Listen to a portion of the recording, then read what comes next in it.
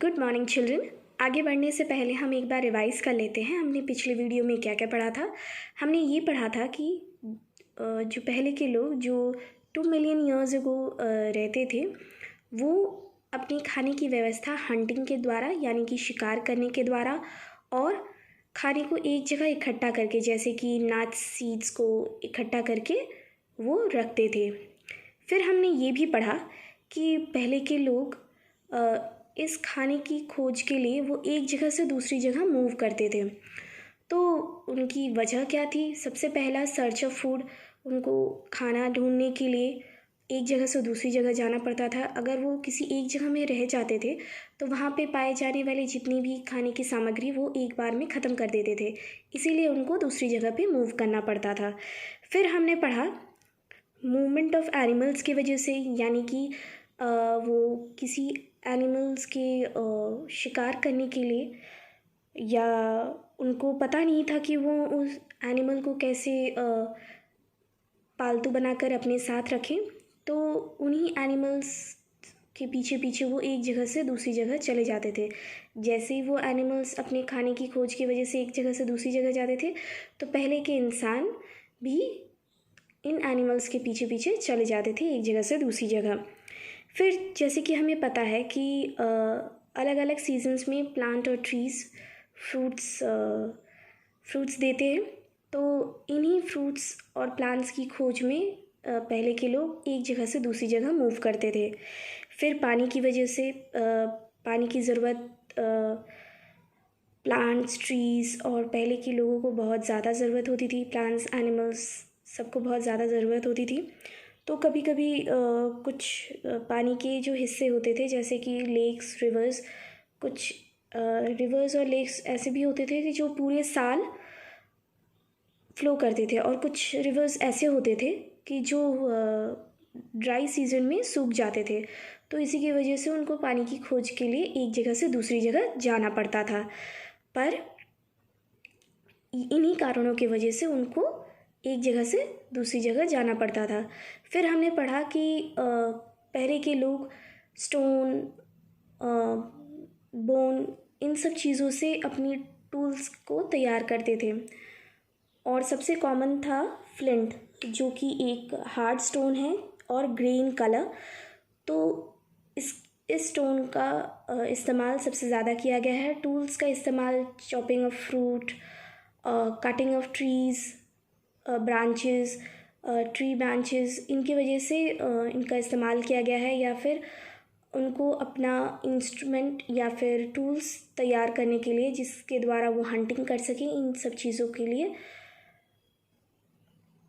Stone या फिर bone से द्वारा तैयार किए गए टूल्स का इस्तेमाल किया जाता था।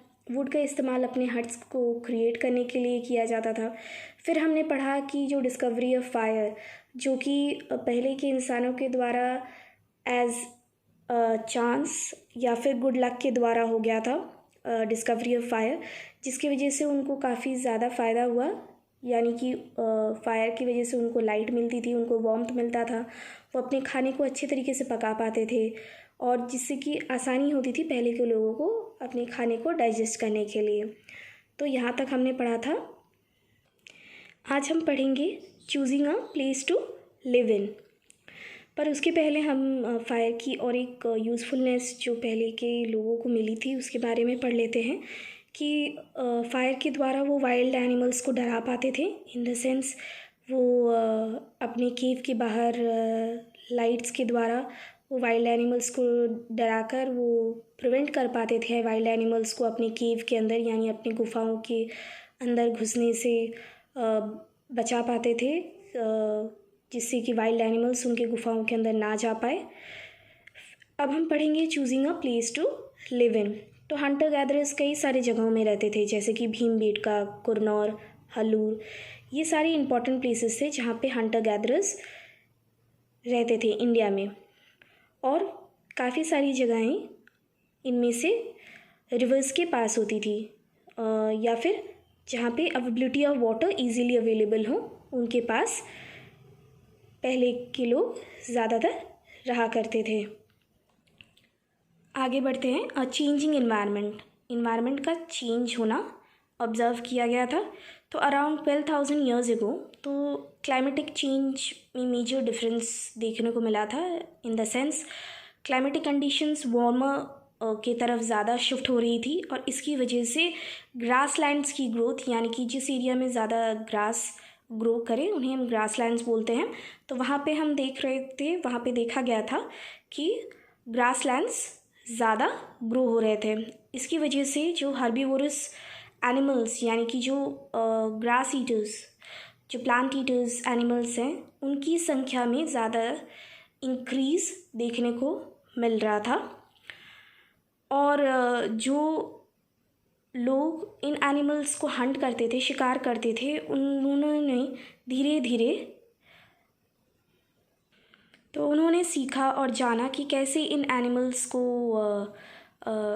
पालतू बनाया जा सकता है, या फिर उनकी खाने की किस तरीके का पैटर्न है। और फिर वो खुद ब खुद सोचने लगे कि क्यों ना इन एनिमल्स को हम पालतू बनाकर अपने साथ रखने की कोशिश करें। और फिशिंग भी एक बहुत ही इम्पोर्टेंट एक्टिविटी के रूप में उभर के आया। तो ग्रोथ ऑफ ग्रासलैंड्स एनिमल्स के खाने के लिए व्यवस्था जो सबसे ज़्यादा, यानी कि चारे की व्यवस्था भी बहुत आसानी से हो पाई, और जो पहले के लोग थे उनके खाने की भी व्यवस्था हो पाई इन्हीं के द्वारा। अब हम पढ़ेंगे beginning of farming and herding, यानी कि फार्मिंग की शुरुआत और जानवरों को पालतू बना के, यानी डोमेस्टिकेशन प्रोसेस के द्वारा अपने साथ कैसे पहले के लोग रखना जान पाए। तो इसी दौरान ये देखने को मिला कि जो ग्रासेस जिनके सीड्स के द्वारा वीट, बार्ले या फिर राइस बार्ले यानी कि जौ, ये सारे अपने आप नेचुरली तरीके से ग्रो हो रहे थे डिफरेंट रीजन में, सब कॉन्टिनेंट रीजन में। तो यहीं इसी तरीके से पहले के लोग इन सीड्स को कलेक्ट करके उन्होंने ये जाना कि ये कहाँ पे उगाए जा सकते हैं, यानी कि ग्रो किए जा सकते हैं, कब ये सीड्स बड़े होकर जब ये प्लांट्स ग्रो हो जाते हैं तब कब ये पकते हैं। तो इन चीज़ों को देख के समझ के लोगों ने खुद ब खुद इन प्लांट्स को ग्रो करना स्टार्ट कर दिया, और इस तरीके से लोग फार्मर्स के रूप में कन्वर्टेड हो गए। और इसी प्रकार से धीरे धीरे पहले के लोग जानवरों को अट्रैक्ट करने लगे, और इन द सेंस उनको खाना देकर अपने घर के सामने वो धीरे धीरे जानवरों को डोमेस्टिकेशन प्रोसेस के द्वारा, यानी उनको पालतू बनाकर अपने साथ रखने लग गए। तो सबसे पहला एनिमल जो कि टेम्ड हुआ था, यानी कि पालतू बना था, वो है वाइल्ड डॉग। तो जैसे कि ज़्यादातर एनिमल्स, यानी कि शीप, गोट, ये सारे ग्रास ईटर्स थे, तो ये आसानी से हर्ड्स में रहते थे। हर्ड्स यानी कि जो एक ग्रुप में रहें, तो ये इस तरीके से रहते थे। और पहले के लोग इन एनिमल्स को वाइल्ड एनिमल्स से भी प्रोटेक्ट करते थे। तो इस तरीके से पहले के लोग हर्डर्स भी बने, यानी कि ग्रुप ऑफ एनिमल्स को एक जगह पे रखना अंडर अ शेल्टर, उसे जिनके द्वारा रखा जाए उन्हें हम हर्डर्स बोलते हैं।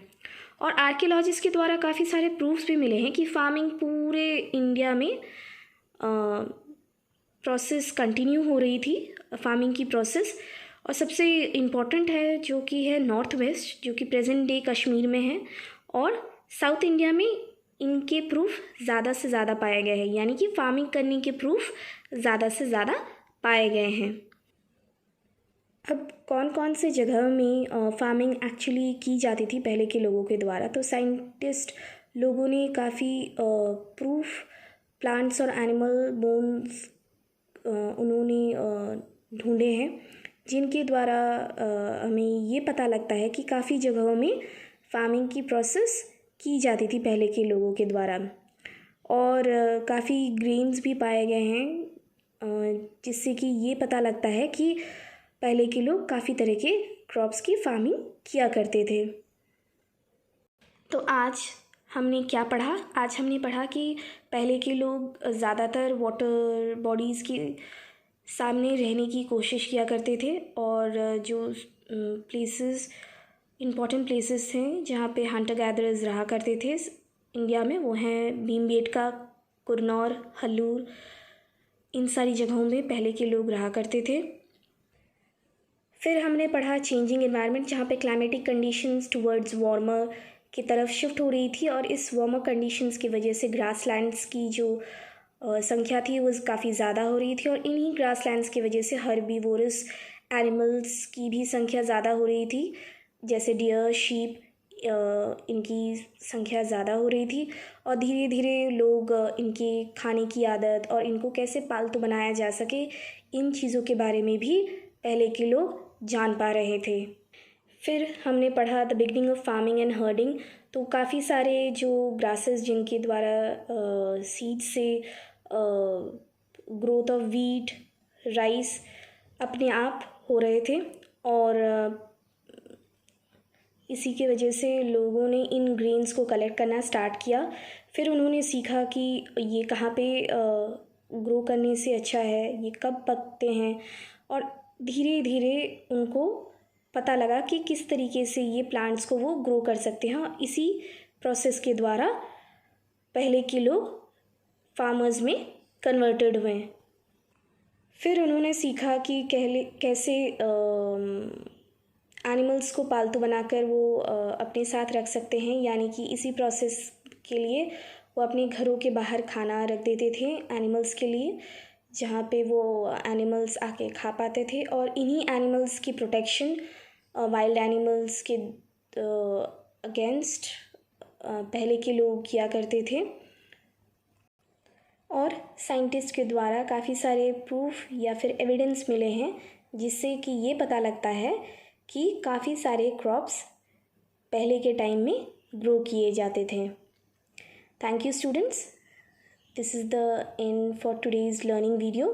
Please go through this video. Thank you.